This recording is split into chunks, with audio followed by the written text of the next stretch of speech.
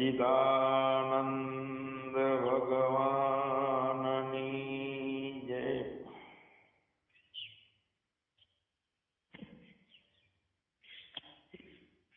ધ્યાયતો વિષયાન પુંસ સંગસ્તેષુ ઉપજાયતે સંગાત સંજાયતે કામઃ કામાત ક્રોધો અભિજાયતે. એ વિષયનું સતત ચિંતન કરનારા આપણે તે વિષયોમાં આપણી આસક્તિ જન્મે છે. સતત વિષયોનું ચિંતન થાય છે અને આસક્તિથી જ વિષયોની કામના થાય છે અને કામનામાં વિઘ્ન આવે તો ક્રોધ જન્મે છે. સતત હૃદયની અંદર પોતાની શક્તિ છે, ત્યાં ખરી શાંતિ પણ છે અને છતાંય આપણી આસક્તિના કારણે તે શક્તિ મહેસૂસ થતી નથી ને એની શાંતિ મહેસૂસ થતી નથી. અને એ પોતાની શાંતિ પોતાનું હોવું એનો અનુભવ બરાબર થાય તો એ પાછળથી એ દૂર થતો નથી.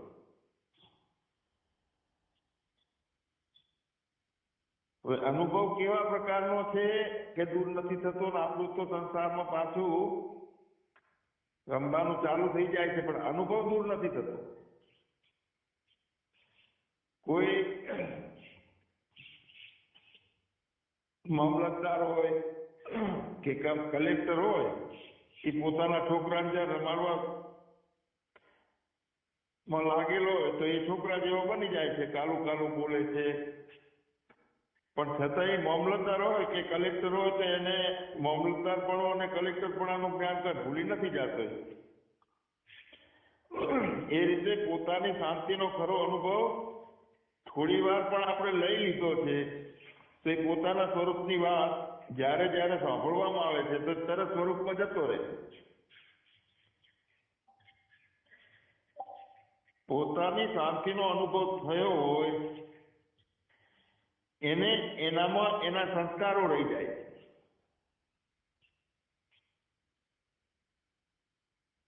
જે સંસ્કારો જ્યાં જ્યાં રહી ગયા છે એ સંસ્કારો બીજું ઘણી જાતનું ઊભું થવા છતાં સંસ્કાર મૂળમાં રહે છે. કલેક્ટરનો કલેક્ટરપણનો સંસ્કાર એ રહે છે. ભલે છોકરો રમાડે, કાલું કાલું બોલે કે બીજા કોઈ સંબંધીઓમાં લગ્નમાં જાય પણ પોતાનો કલેક્ટરપણાનો જે સંસ્કાર છે એ રહી જાય. ભગવાન આપણા સંસ્કારો આપણા રહી ગયા છે ને એમાં કયા સંસ્કારો તૈયાર થયા છે? જૂના સંસ્કારોના અંશો રહી ગયા હોય દેહ બુદ્ધિના અથવા ના પણ રહી ગયા હોય છતાં પ્રારબ્ધ આવ્યો હોય તો પ્રારબ્ધ આપણને આપણો અનુભવ થયેલો હોય છતાં દ્રઢ અપરોક્ષ ભૂમિકા માટે કરી અને સમય આપણો એ પ્રારબ્ધના કારણે ખસે પણ અંદર એક અનુભવ થઈ ગયો છે આપણને પરોક્ષ. તે અનુભવ આપણને ઠેઠ પહોંચાડી દે.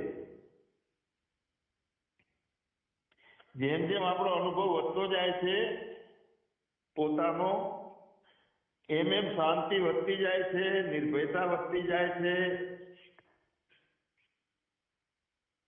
અને સ્થિરતા પણ વધતી જાય છે. તો આ બધું જે જ્ઞાન થયું સ્થિરતાનું, શાંતિનું, નિર્ભયતાનું, એ તો જ્ઞાન દરેકને થાય છે સાંભળતા. હવે એ જ્ઞાનના સંસ્કાર બનાવવાના.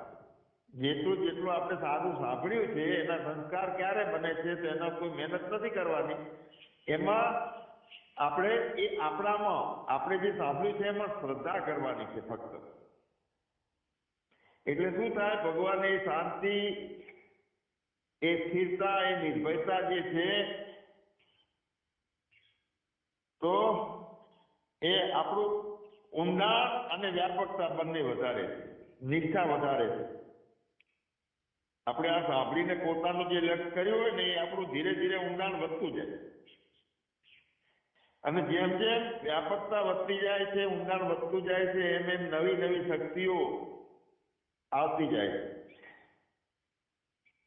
કેમ કે પ્રાણ અને મન શાંત થાય છે, કર્તા ભાવમાંથી નીકળી જાય છે અને નિર્ભયતા ધીરે ધીરે ધીરે વધતી જાય છે. જેમ જેમ શરીર પ્રાણ મન શાંત થતું જાય એમ એમ પોતાને પોતે ખુલ્લો થાય છે. એની અંદર આત્મા તરીકે મોકળાશ અનુભવે છે. અને જેમ પોતે મુક્ત થતો જાય છે, ખુલ્લો થતો જાય છે, એમ એમ આખા બ્રહ્માંડમાં એ વ્યાપક થવા લાગે, આખા બ્રહ્માંડમાં. અને એ એક એવી દશા ઉત્પન્ન થાય છે એવી આપણી કે જ્યાં મેરે અપને સિવા કુછ નહીં. એ નાના પ્રકારની વૃત્તિઓ બંધ થઈ જાય છે, સાક્ષી કાયમી સાક્ષી બની જાય છે. જેમ જેમ આખા બ્રહ્માંડમાં વ્યાપક થવા લાગીએ છીએ, પણ એ દશામાં વ્યાપકતાની દશા આવી, સ્થિરતાની દશા આવી છે, તો એમાં બીજી ઘણી શક્તિઓ આવે છે, સિદ્ધિઓની શક્તિઓ આવે છે દશામાં. હવે એવી અખંડ સ્થિરતા, અખંડતા અને સાક્ષી ભાવ અને આખા બ્રહ્માંડ સાથેની વ્યાપકતા થઈ જાય છે, તો એ એક દશામાં આપણા જેવો સંકલ્પ થાય ને એ પ્રમાણે બધું થઈ જાય. એ સંકલ્પ એ દશામાં આપણે કરીએ અને એ સંકલ્પ અંદર થોડી વાર ધારણ કરી રાખીએ તો બનાવ બનવા માટે બધા. અને એ સંજોગ પ્રમાણે બનાવ બનવો એટલે કે એ વસ્તુ આપણી પાસે આવી જવી, સંજોગ સર્જાઈ જવો, આવું બધું થાય છે. કોઈ વ્યક્તિ આપણું કહેવા પ્રમાણે વર્તે, આ બધી સિદ્ધિઓ આવે. તો સિદ્ધિઓ આવે એ આપણને નુકસાન કરે કે નહીં, તો 101% કરે નુકસાન.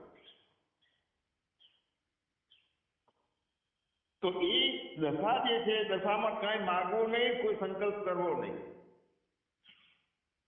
કેમ કે જો મન એમાં રોકાઈ જાય છે પછી સિદ્ધિઓમાં, તો આગળ જે ઉત્તમ આનંદનું ફળ મળવાનું છે, બીજા બધા ઘણા બધા અનુભવ મળવાના છે પોતાના સ્વયંભૂ, એ બધા બાકી રહી જાય એમને. કેમ કે સંકલ્પો બધા સિદ્ધ થવા લાગે, વૃત્તિ એમાં પરોવાઈ જાય, એટલે આ સંસારની રાસલીલામાંથી રામલીલા ચાલુ થઈ જાય. વૃત્તિ સંકલ્પની સિદ્ધિઓમાં પરોવાઈ જાય, અને જે એમાં સતત પરોવાઈ જાય તો એમ સમજવું કે હવે આત્માનો રસ્તો બંધ, બાયણું થઈ ગયું. ચમત્કારો ઘટવા માંડે, લોકો આપવા માંડે, માનવા માંડે, પૂજા કરવા માંડે, પૈસા આલવા માંડે, અને એ સાયફા દેખાડવાનું ચાલુ રહે કે અડધું સાચું ને અડધું જૂઠું, સિદ્ધિઓ થોડીક હોય થોડીક ના હોય, બધું ભેળસેળમાં એની દુકાન વધે જાય.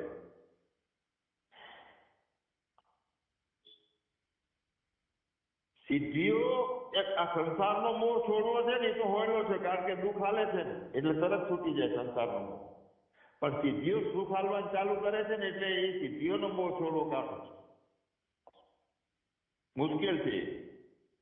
અને ઘણી વખત તો સમષ્ટિમાં કેટલાય જીવાત્માઓ રહે છે, અસુરો રહે છે, તો એ કેટલીક વાર અસુરો પણ પોતાના ઈષ્ટ જે હોય એનું સ્વરૂપ ધારણ કરીને દેવી કે દેવનું કે વીરનું કે હનુમાનનું કે માતાજીનું રૂપ ધારણ કરી લે, અને કેટલીક વાતો સંભળાવીને કેટલાક સંકલ્પો પૂરા કરીને આપણો રસ્તો ચૂકાવી દે અસુરો પર. એટલે આ અનુભવોમાંથી પસાર થયેલો છું. શું બનવાનું છે એ કહી દે, શું ખાઈને આવ્યો છે એ કહી દે, એ શક્તિઓ બધી. હવે એમાં આપણે આપણો રસ્તો, આપણી નિર્વિકલ્પ સ્થિતિ છે એ જતી રહે. તો જ્યાં નિર્વિકલ્પ ભૂમિકા પોતાની સદોદિત રહે છે, બીજું કાંઈ જોઈએ નહીં, ત્યાં પછી આપણને દુઃખ કોઈ આપી શકનાર નથી કે વિઘ્ન કોઈ છે જ નહીં. આપણાથી જે જુદું લાગે છે તે આપણી સામે રહે છે અને અસુરોનું કામ કરે છે જે જુદું છે તે. તો જે જુદું નથી તે શું છે? આપણો હાથ આપણાથી જુદો નથી તો આપણું અંગ છે, આપણો પગ આપણાથી જુદો નથી તો આપણું અંગ છે. તો જગતમાંથી કોઈ કશું કાંઈ જુદું નથી તો આખું જગત આપણું અંગ થઈ ગયું, આપણે વિરાટ થઈ ગયા. તો આખું જગત આપણું અંગ બની જાય બધું, તો આપણા વિરુદ્ધમાં કાંઈ રહેતું નથી. મારાથી નોખું હોય તે મને દુઃખી કરે તો આપણને હું કહીએ છીએ, તો બીજો હોય એને આપણે શું કહીએ છીએ? તો કહેવા પૂરતું વ્યવહારમાં કહેવાનું. આપણે આપણને હું માનીએ છીએ ત્યારે કેવો હું માનીએ છીએ? સચ્ચિદાનંદ કે પછી રૂપવાળો, શરીરવાળો? તો માન્યતાથી શરૂઆત થાય છે આપણી આ યાત્રાની. શરૂઆત માન્યતાથી થાય છે. જ્યારે આપણે આપણને સચ્ચિદાનંદ માન્યા છે, નિર્વિકલ્પ નિરાકાર માન્યા છે અને સગુણ સાકાર પણ આપણે છીએ, કોઈ ભેદ નથી, દ્વૈત બુદ્ધિ નથી, તો એવાને આપણે હું માનતા હોઈએ. હું બોલવું એ નોખું, હું માનવું એ નોખું. કોઈ બીજો હું માની અને હું બોલતો રહેલો છે કે હું તો ડાકુ છું એવું માની, અને કોઈ તો હું નેતા છે એવું માનીને હું બોલે છે, ફાંકામ બોલે છે હું પીએસઆઈ છું. તો એના કર્મમાં અને એની દશામાં એનું હું પણ આવતું હોય છે. હવે હું સચ્ચિદાનંદ છું તો મારી કર્મમાં અને મારી દશામાં હું સચ્ચિદાનંદ પણ આવે, બીજા પણ આવતું નથી.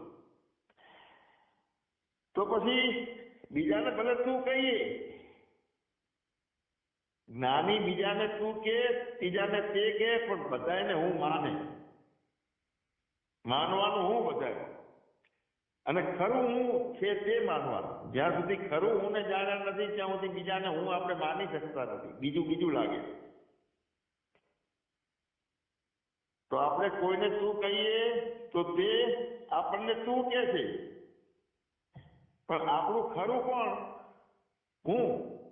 અને જે કહેનારાનું ખરું કોણ? તો એ હું. હવે એ હુંને અનુભવમાં લાવવાનો છે. બધે હું, એક રૂપે એક રંગી હું, બધે હું. એટલે બ્રહ્મ ભાવે થઈ જવાથી કોઈ વિરોધ રહેતો નથી. બ્રહ્મ ભાવ એટલે વ્યાપક ભાવ અને બધા આપણા અંગ છે. અને પોતાના પૂર્ણતાનો જે લાડવા જેવી એક ભૂમિકા બની જાય કે જ્યાં કોઈ પહેતું નથી, બીજો પહેતો નથી, બીજું પહેતું નથી, દુઃખે પહેતું નથી, સુખે પહેતું નથી, તો ત્યાં સહજ સ્થિરતાના કારણે સહજ આનંદ મળ્યા કરે છે કાયમ માટે. હવે આ જેટલા અમારે આ ધોરણમાં સંસ્કૃતમાં વ્યાકરણ ભણાવતા, તો બધા પદો ભણાવતા. હું પદ ને, તું પદ ને, તે પદ ને, અસ્મિન, તસ્મિન, આ બધા પદો ભણાવતા. અને છેલ્લે એક વાત આવતું કે સર્વનામ.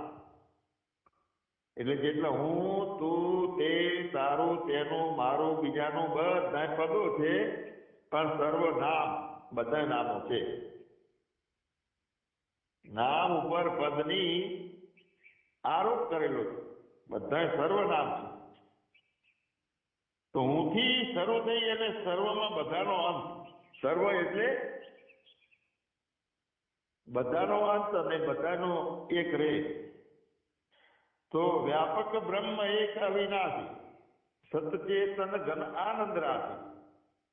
બ્રહ્મ સર્વવ્યાપક પ્રાપ્ત છે તે અનુભવ લેવાનો છે. સર્વનો અંત થઈ જાય એમાં. અને જે નથી લઈ શકતા તેમને નથી જડતો એવું લાગે છે. તો એના માટે કઈ નવી દુનિયામાં જવાનું છે? નથી જતું ગોતવા માટે આથી ઠેકડો મારી હિમાલયની પેલી બાજુ પડ્યો છે. ક્યાં ખોબરાળો છે?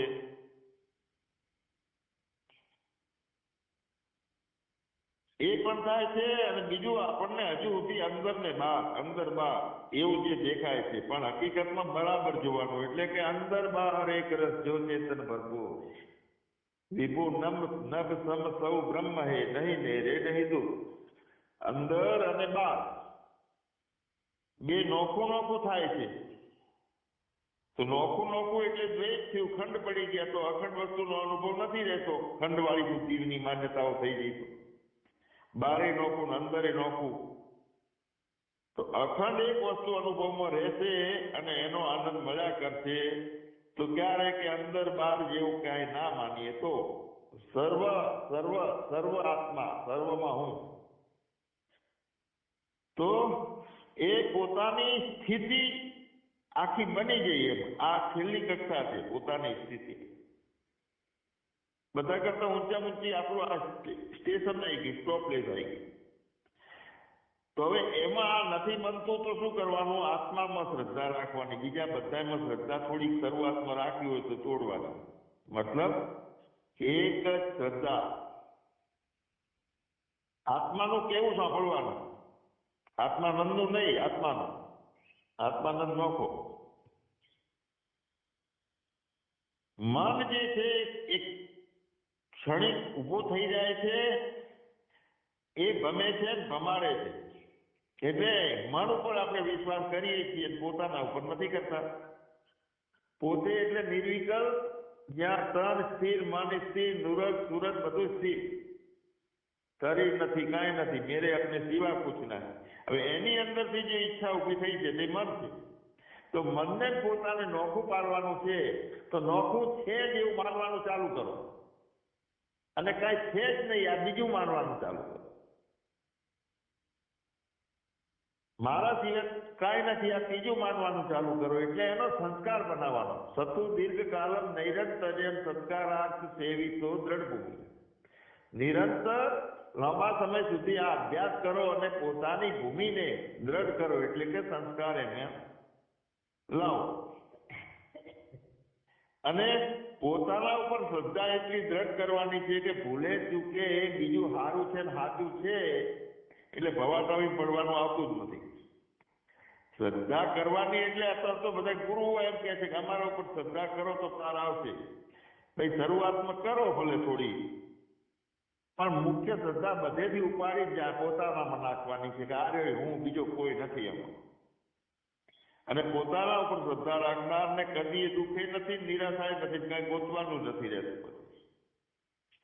હવે આ માર્ગમાં સાચી રીતે જે આગળ નથી વધતા અને પાછળ પડી જાય છે, કેમ રજોગુણ માંથી સત્વગુણમાં આવવાનું છે. નહીં આવે તો તમોગુણ આવશે, પછી અજ્ઞાન વધશે. તો સત્વગુણથી સત્વગુણને વશ કરી શકાય છે.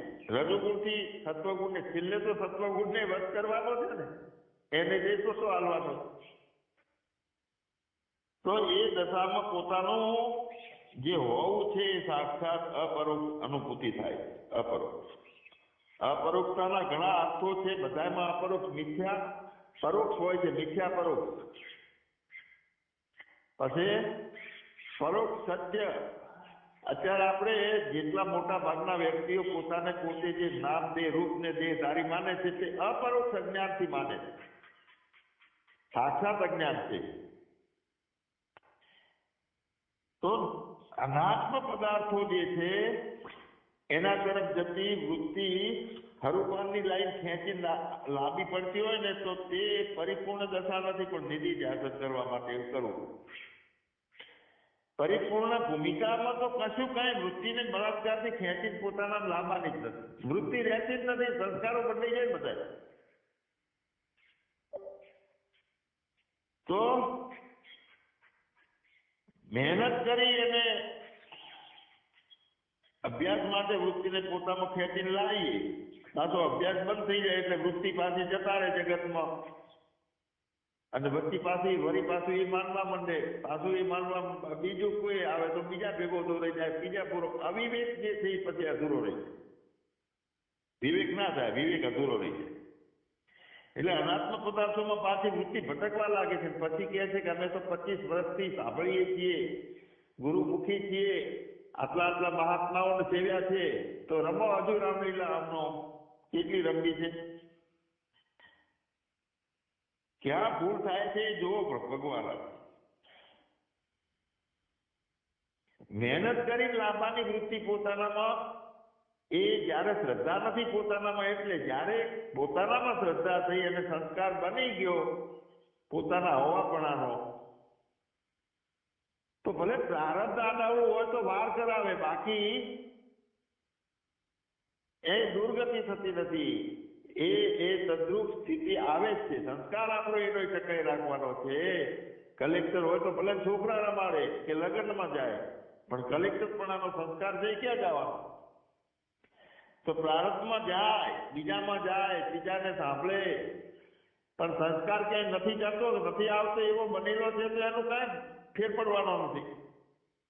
એટલે આવી આત્મ સાક્ષાત્કારની દશા અને એની અસર જેટલી જેટલી વધતી જાય છે એટલી એટલી વૃત્તિઓ ધ્વસ્ત થતી જાય છે, બધી ખતમ થતું જાય છે, બધું ખતમ. પછી હું પણ ખતમ થાય, હું એ ખતમ થાય, બે ખતમ થાય એટલે સહજ હું, સહજ વ્યવહાર, સહજ જીવન. અને એ ભૂમિકામાં પોતાનો આત્મદશા સતત પોતે પોતાનામાં રહે છે અને બીજું એની અંદર ઘાલતો નથી, એવું થઈ જાય છે. એ પરિપાક અવસ્થા છે, એક નિષ્ઠા છે પરમ પ્રકારની. એટલે આપણે વાત કરતા હતા કે મિથ્યા, પરોક્ષ મિથ્યા બુદ્ધિ છે, એ પણ પરોક્ષ છે આપણી, એટલે તો પૂરું જ્ઞાન થતું નથી.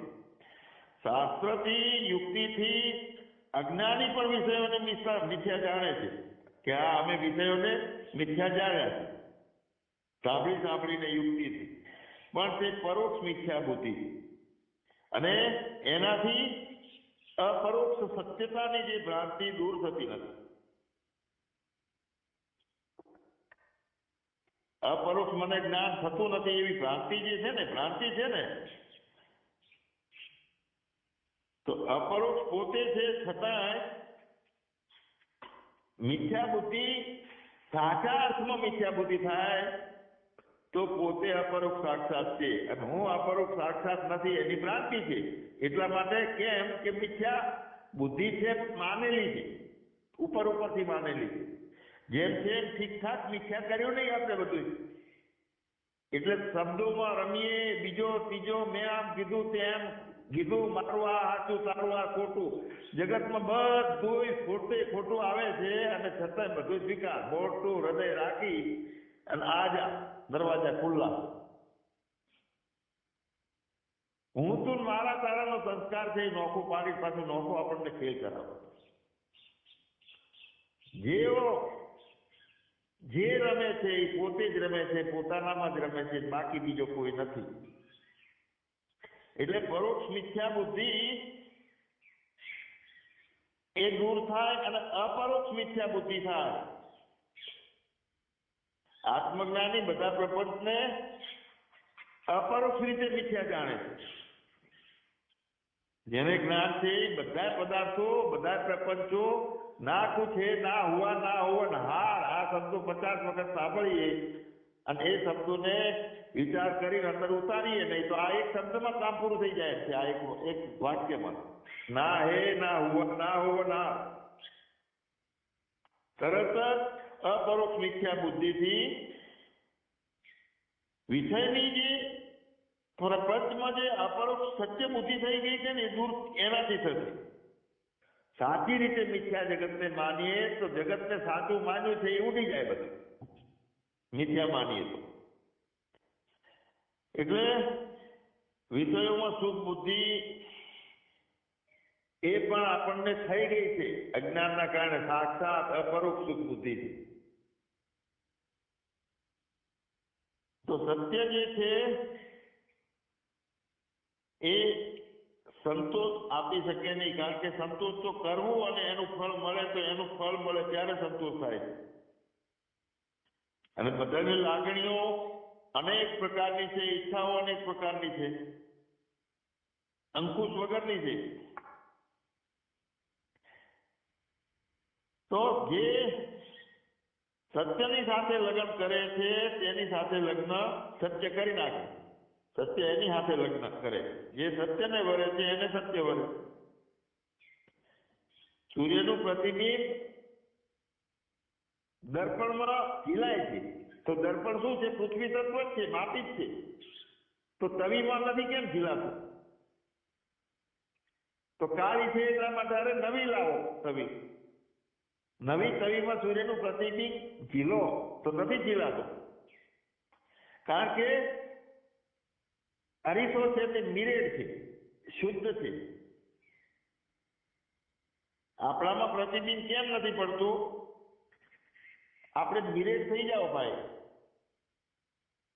સત્વગુણને દેશવટો આપ્યો, માન્યતાઓને દેશવટો આપ્યો, મિથ્યા બુદ્ધિ કમ્પ્લીટ થઈ જાય તો પોતાના પ્રતિબિંબ સિવાય બીજું કાંઈ નથી. ભલે પછી પ્રારબ્ધ તો આવે, સતત પોતાના ના રાખે પણ સંસ્કાર તો બનેલો રહે છે. એટલે વપુ ભલે વર્તે વ્યવહારમાં પણ સંસ્કાર પોતાનો રાખે. હાથ તાળી દેતી દેતી પાણી આર્યો, એકબીજાની ઘરની વાતો કરતી હોય પણ સંસ્કાર એનો અને સુરતા એને એ ખબર છે કે હું પાણી ભરીને જઉં છું. હાથ તાળી હાથ ભલે છૂટો રહે પણ માથું ના હાલવું જોઈએ. એટલે અમારે એક ભાઈ હતા, એમને સત્સંગ કરવાની ટેવ, એટલે માથું બહુ હલાવે, ઉપર માથું હલાવે, નીચે હલાવે સત્સંગ કરતા કરતા. અને એ સત્સંગ કરતા કરતા માથું બહુ હલાવે. હવે માથા ઉપર એને 10 કિલો રૂનું પોટકું બાંધ્યું મેલ્યું, અને સાથે બે મિત્રો હતા. એ વખતે સત્સંગ ચાલુ જ હતું. માથા હલાવવાને તે જઈ નહીં ને એટલે પોટકું ખડીએ વળીએ પડી જાય. મતલબ કે સુરતા આપણી એક ડોળ બેસતી હોય પણ સંસ્કાર જે બુદ્ધિનો થઈ ગયો હોય તો એ માથું હલી જાય, પાછું આપણું બધું પડી જાય છે ભેગું કરેલું.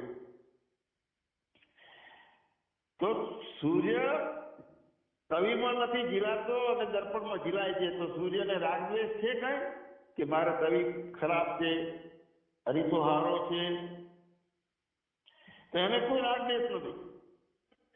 ગુણા ગુણેશુ વર્તનતે. આપણો ગુણ આપણે કયો ધારણ કરેલો છે, આત્માનો કે દેહનો? પોતે પોતાનું જ ભજન કરે છે, પોતે પોતાનામાં જ રહે છે, પોતે પોતાને જ માને છે, બીજું માનતો નથી. અને એવો સંસ્કાર બની ગયો છે તો ભલે ગમે એટલા વ્યવહાર ઊંધા થતા હોય, સંજોગો હળવા આવતા હોય, પ્રારબ્ધ ખેલ ખેલતું હોય, પણ એ સંસ્કાર છે એને પરિપૂર્ણ પોતાના સ્વ અનુભવમાં પહોંચાડે છે. એટલે ક્ષણિક સુખ આપવા વાળા સ્ત્રી પુરુષ એ બધામાં એ અમારા છે એવો નિશ્ચય ભલે કરી લઈએ આપણે, પણ નિશ્ચય શું છે? આપણો જે સંસ્કાર અંદર છે, દેહ નથી હું, એ આપણને નિત્ય સુખ આપવા વાળો છે. આપણું સુખ પુત્રના કારણે, સ્ત્રીના કારણે છે, એ અંદર ભય નથી રહેતો કે હવે મારું શું થશે.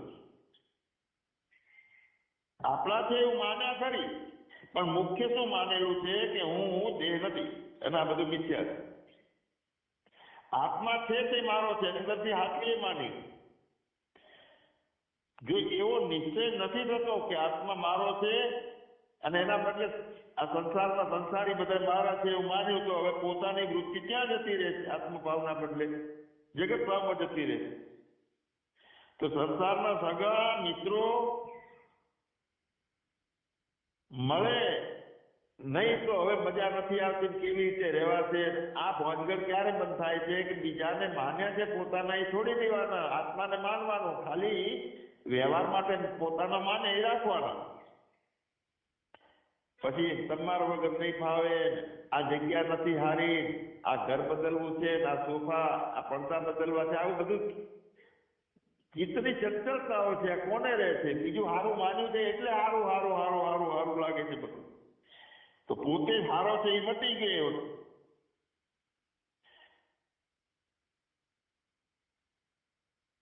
બીજા વગર નહીં રહેવાય. દીકરીને હારે વળાઈએ છીએ તો કુનું લાગશે, શું કરશું? તો પોતે પોતાની નિષ્ઠામાં છે, પોતાના સંસ્કારમાં છે, તો હું તો સ્વયં સ્વતઃ સિદ્ધ પરિપૂર્ણ છું, બીજું કોઈ છે જ નહીં એમાં. તો આપણું શું જતું રહ્યું? જગત જતું રહ્યું એમાંથી? કોઈ આપણો ગમતો જતો રહે આપણી જોડેથી? એ તો મિથ્યા બુદ્ધિ કરી નાખી છે ને. તો આપણું જગત જતું રહેતું નથી, પણ અધિષ્ઠાન રૂપે આખું જગત મળે છે આપણને. ઘડો ઉત્પન્ન થાય કે તે આકાશથી ભરાઈ જાય. કે એમાં પાણી કે અનાજ ભરવાનું પાછળથી આપણે કરીએ તો એમાં આકાશથી ભરાઈ ગયેલો છે ને આકાશને કયો લાભ મળ્યો? એની અંદર આપણે 500 ગ્રામ ચણા નાખ્યા ઘડામાં અને 500 ગ્રામ સિંગ નાખી, તલની કચરિયું નાખ્યું, તો એને આકાશને કોઈ લાભ નથી. અને ઘડામાંથી જેટલું ભર્યું છે, 5.5 ફૂટના ઘડાની વાત છે, એમાંથી બધું બહાર કાઢીએ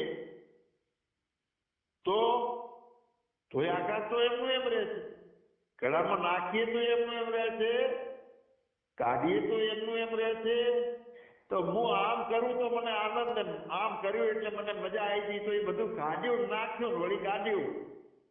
પણ પોતાનું હોવું છે તે તો એમનું એમ છે, એને કે બહાર કાઢવાનું નથી પોતાના આત્માને, અને એને અંદર નાખવાનું નથી, એની અંદર કઈ ભરાતું નથી, બધી ભ્રાંતિઓ છે. ટૂંકમાં હું ઠોસ છું, ભરપૂર છું, આનંદ સ્વરૂપ મારું છે, પરિપૂર્ણ છું. આવી દ્રઢ ભૂમિકા પોતાની, અનેક કલ્પનાઓ ભરાય છે ને આપણી અંદર, એટલે પ્રયત્નો થાય છે, વળી એમાં દોડાદોડી થાય છે, અને પોતે આનંદ સ્વરૂપે એમાંથી ખસી જાય છે કલ્પનાઓ આવી એટલે. જીવનો એ ભૂમિકા એવી છે, જીવ એટલે ચેતના અંતઃકરણ સાથે મળેલી, તો એ જેની સાથે જાય છે ને એની સાથે એકતા કરી લે ભગવાન, એક થઈ જાય છે ચેતના. તો હવે બીજા સંકલ્પોમાં જતી રહે, બીજા વિષયોમાં જતી રહે છે, એની સાથે એક થઈ જાય છે, એટલે પોતાનો ધણી પડતો રાખ્યો માલિકને, કલ્પનાઓ ભરાણી બધી. હવે જો એ પોતાના માલિકને એનો સંસ્કાર એ બની ગયો એની અંદર એ ચેતનાનો કે હું તો સચ્ચિદાનંદ છું, અહમ નિર્વિકલ્પો નિરાકાર રૂપો, તો પછી ભગવાન એ ત્યાં એકરૂપ થઈ જાય છે, એનો સ્વભાવ એવો છે. પણ આપણને જ્યાં સુધી પોતાના ઘરમાં આપણે નથી રહેતા, નોખા છીએ, ત્યાં સુધી દુઃખો ઉભા થાય છે. નોકરી કરતો હોય છોકરો એટલે એનો 15,000 પગાર હોય તો વળી એમ થાય કે બીજા 2,000 વધારે જ રહેવું ને કે નથી રહેવું. હવે ના આવતા હોય તો એ પછી બીજા કોઈ મિત્રોને બોલાવીને સિંગના પડીકો લેવા આવ્યો એના બદલે બદામ ભરીને આવશે કે જ્યાં 500ની બદામ છે, હજે મને હો આપી દે, ચોરી કરવાનું મન થાય. હવે એનો માલિક છે, એને ભાગીદાર બનાવી દેતો, એ દુકાનનો માલિક બનાવી દેતો કે જા ભાઈ આજથી તારો 60% ભાગ ને મારો 40%. તો પેલી બે પણ હું નોખો છું અને મને પગાર આલતા નથી, મારે ચોરી વસૂલવા છે, આ જે ખટપટ હતી બધી બંધ થઈ જાય. મારી જ દુકાન છે એવું આવી ગયું ને, પછી બીજાની દુકાન છે નહીં, આ નુકસાન પડશે મને પડશે. એટલે ભગવાન માલિક બની જઈએ, નોકર ના રહીએ. નોકર મન ના થવાય છે, ગુલામ મન ના થવાય છે, અને માલિક છે એની એવો છે સજ્જન માલિક કે બધાને નોકર રાખતો નથી, બધાને માલિક બનાવે છે. મનને માલિક બનાવે, બુદ્ધિને માલિક બનાવે, જગતને માલિક બનાવે, બધા માલિક. સચ્ચિદાનંદ